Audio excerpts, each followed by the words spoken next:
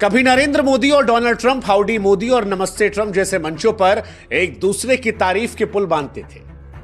Modi Trump को अपना सच्चा फ्रेंड कहते थे और डोनाल्ड ट्रंप नरेंद्र मोदी को महान नेता, सख्त सौदेबाज बताया करते थे। इन दोनों को जोड़ने वाली समानताएं भी थी। दोनों हार्डकोर नेशनलिस्ट, मजबूत नेतृत्व और देश को पहले रखने वाले। लेकिन क्या वही समानताएं आज इन दोनों के बीच में दूरियां बढ़ा रही हैं? क्या नरेंद्र मोदी और डोनाल्ड ट्रंप अब धीरे धीरे दुश्मनी की कगार पर जा रहे हैं? पहले H1B वीजा और फिर व्यापार शुल्क को लेकर ट्रंप का भारत बहुत टैक्स लेता है जैसा बयान, उसके बाद इंडिया पाकिस्तान वॉर पर क्रेडिट वॉर, और अब एप्पल का हंट। लोग कह रहे हैं भाई साहब, जब दो दोस्त दुश्मन बनते हैं तो दुश्मनी बड़े गहरे रंग की होती है। लेकिन ये सारी बातें क्यों हो रही है और आज क्यों हो रही है? क्योंकि ये घटनाएं तो बता रही हैं कि डोनाल्ड ट्रंप का भारत के प्रति रवैया बदल रहा है। लेकिन आज जब डोनाल्ड ट्रंप ने एप्पल के सीईओ टिम कुक से कहा कि भारत में फैक्ट्री मत बनाओ, भारत अपना ख्याल खुद रख सकता है, तो दुनिया को यह एहसास हुआ कि यह सिर्फ व्यापारिक सलाह नहीं थी, बल्कि एक राजनीतिक और रणनीतिक संदेश था। लेकिन सवाल यह है कि वो डोनाल्ड ट्रंप जो नरेंद्र मोदी को अपना सबसे अच्छा हितैषी, अपना दोस्त बता रहे थे, वो अचानक से मोदी से या भारत से इतने परेशान क्यों होने लगे? क्या इसके पीछे की वजह इंडिया पाकिस्तान वॉर में अमेरिका को क्रेडिट ना मिलना, डोनाल्ड ट्रंप की फजीहत होना, उनका ईगो हर्ट होना, या इंडिया का अब खुद फैसला लेना? क्या है जो ट्रंप को इतना परेशान कर रहा है और क्यों ट्रंप इतना बदल रहे हैं? और अगर ट्रंप बदल रहे हैं, अमेरिका बदल रहा है, तो भारत इससे कैसे निपटेगा? सब समझाएंगे। लेकिन पहले ट्रंप की समस्या को समझने की कोशिश करते हैं। अब डोनाल्ड ट्रंप की हाल फिलहाल में जो सबसे बड़ी समस्या है वो ये है कि डोनाल्ड ट्रंप को ऐसा लगता है कि नोबेल पीस प्राइज चाहिए था, और डोनाल्ड ट्रंप कोशिश कर रहे थे।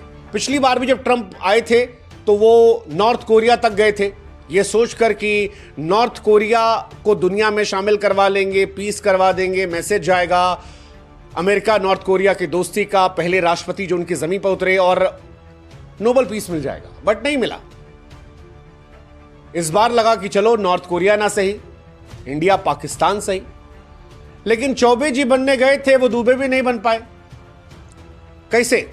10 मई 2025 को डोनाल्ड ट्रंप ने खूब गाजे बाजे के साथ ऐलान किया कि जी हमने सीज फायर करवा दिया। उसके बाद भी 4 दिन में डोनाल्ड ट्रंप 4 बार कह चुके हैं कि मैं इंडिया पाकिस्तान को रोका हूं, व्यापार के लिए वॉर को रोका हूं मैं। लेकिन भारत इनके दावों को खारिज कर दिया, और इसके बाद डोनाल्ड ट्रंप की डिप्लोमेसी का ऐसा जनाजा निकला कि उनकी टीम शर्म से जमीन में गड़ गई। वो समझ नहीं पा रहे कि क्या बोले इस पे। डोनाल्ड ट्रंप की जो सीज फायर की मध्यस्थता थी, वो भी इतिहास के सबसे फ्लॉप और शर्मनाक तमाशों में तब्दील हुई थी। टिकटॉक सीज फायर लोगों ने कह दिया था, क्योंकि जैसे ही डोनाल्ड ट्रंप ने ऐलान किया उसके थोड़ी देर बाद पाकिस्तान से गोला चलने लगा, इंडिया ने भी गोला मारने लगा।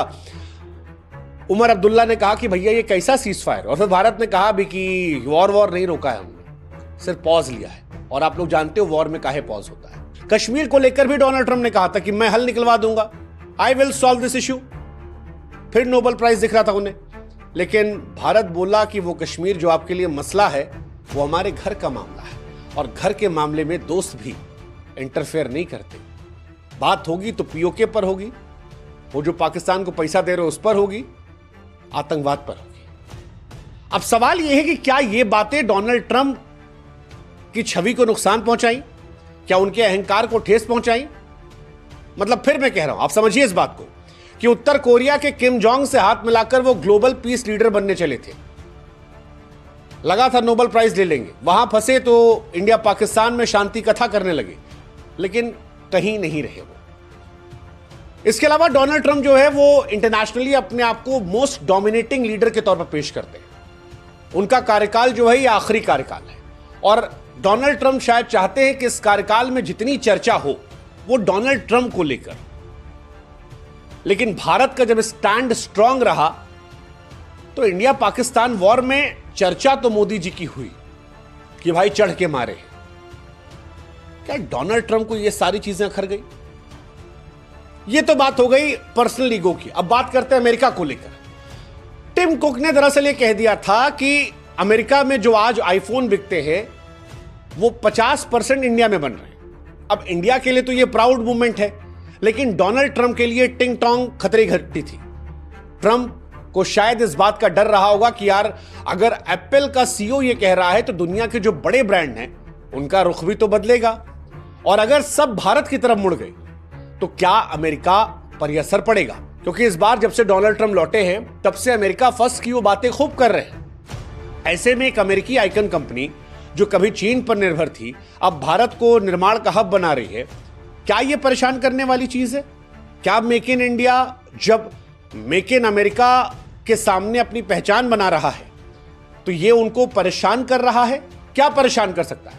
अब एप्पल का जो भारत में निवेश है वो भारत की अर्थव्यवस्था को तो मजबूत कर रहा है, ग्लोबली भी लोगों में एक मैसेज दे रहा है। ऐसे में डोनाल्ड ट्रंप की अमेरिका फर्स्ट नीति जो है वो इसको परेशान कर सकती है।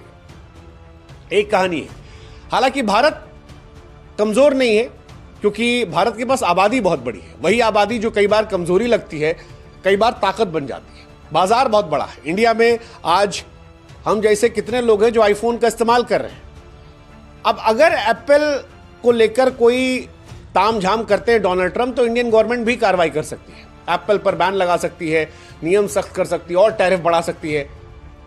अमेरिका को भी नुकसान हो सकता है। तो ऐसे में रिसेंट में कुछ होगा ऐसा तो लगता नहीं है। लेकिन डोनाल्ड ट्रंप ने जो बयान दिया है ये एक्चुअली एप्पल को लेकर केवल नहीं है, ये इंटरनेशनल बड़ी कंपनियों को लेकर है कि भारत में निवेश करने से पहले आप अमेरिका को प्रायोरिटी दो। और यहीं से सवाल उठ जाता है कि डोनाल्ड ट्रंप भारत के अब दोस्त हैं या दुश्मन बन गए हैं दोनों घटनाओं को लेकर, चाहे वो इंडिया पाकिस्तान वॉर वाली घटना हो या जो एप्पल को लेकर उन्होंने किया।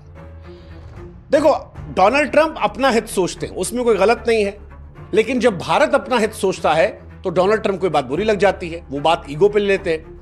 वो चाहते हैं कि इंडिया उन्हें कहे कि आप बड़े आदमी हो, जैसे पाकिस्तान पैर छूता रहता है कि मालिक नमस्ते, सुबह निकलो गुड मॉर्निंग सर, शाम को पैर छू के मालिक नमस्ते।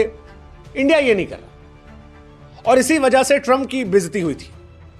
नरेंद्र मोदी को वो दोस्त मानते थे, उन्होंने कह दिया बड़बोलेपन में, भारत के पीएम के अनाउंसमेंट के पहले उन्होंने अनाउंसमेंट कर दी।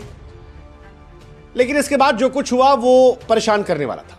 हालांकि बहुत सारे लोगों को यह भी लगता है कि डोनाल्ड ट्रंप ने मोदी की दोस्ती का फायदा उठा लिया, क्योंकि अगर ऑपरेशन सिंदूर में अमेरिका इंटरफेयर ना करता तो भारत पाकिस्तान को और ठोकता और परेशान करता।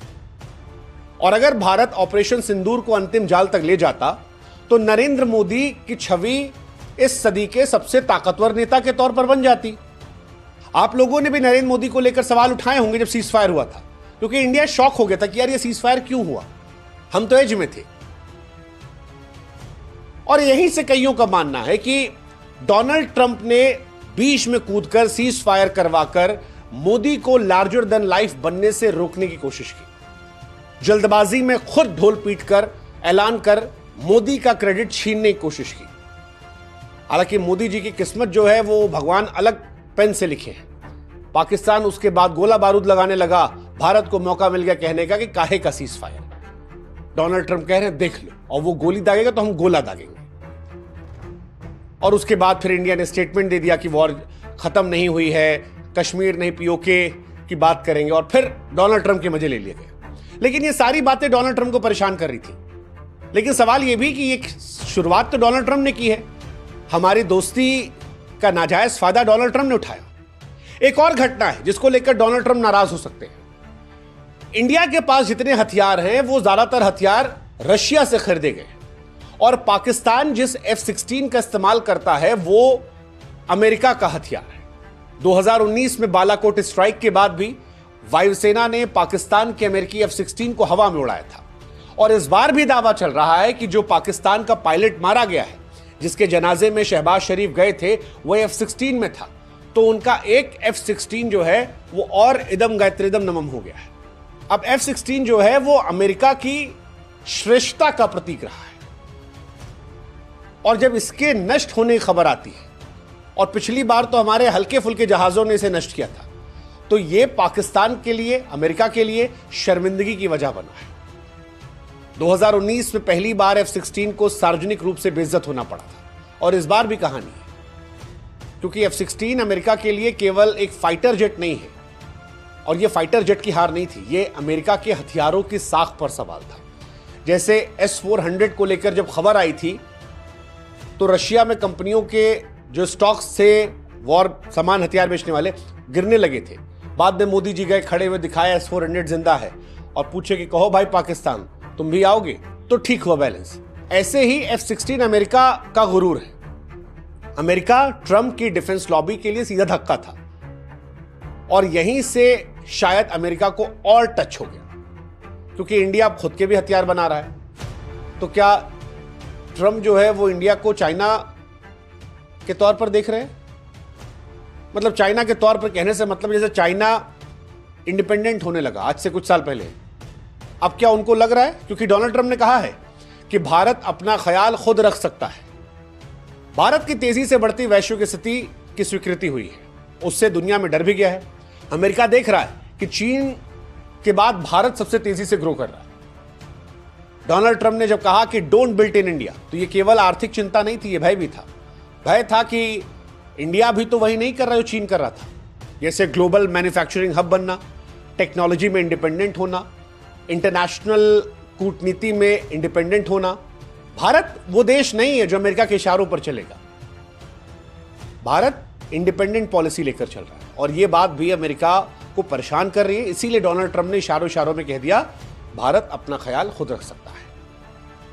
ये बहुत गहरी बात है, सोचेगा, क्योंकि कोई भी जब आगे बढ़ता है तो सबसे पहले बुरा रिश्तेदारों को ही लगता है, और डोनाल्ड ट्रंप वही रिश्तेदार है।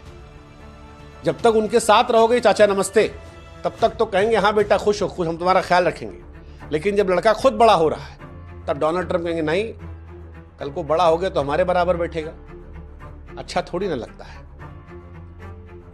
अब सवाल यह है कि अगर भारत इस तरह से आगे बढ़ रहा है तो फिर भारत को अब क्या करना पड़ेगा, क्योंकि डोनाल्ड ट्रंप तो मानने वाले हैं नहीं। अमेरिका तो हिपोक्रेट है। हाँ, हिपोक्रेट ही तो है।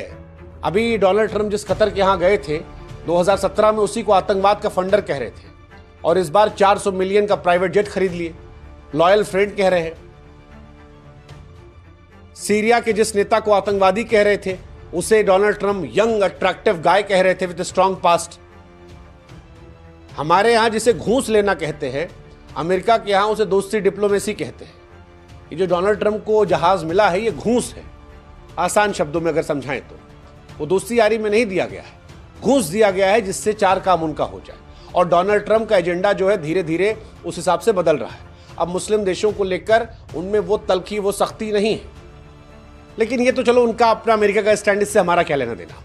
हमारा पॉइंट ये कि डोनाल्ड ट्रंप को दिक्कत क्या है। तो एक दिक्कत तो ये है कि फिलहाल राइज ऑफ इंडिया, भारत अपने डिफेंस को स्ट्रांग कर रहा है, टेक मार्केट में सीधा कंपटीशन बन चुका है। भारत में पॉलिसीज जो हैं वो भारत को ध्यान में रखकर बनाई जा रही हैं।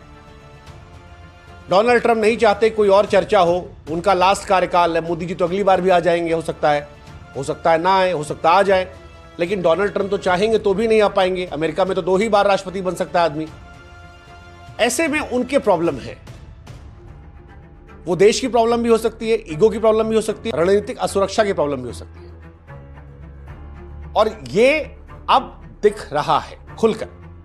अमेरिका में चुनाव भी होने वाले हैं 2026 में, अपनी पार्टी को बहुमत बना के भी रखना है।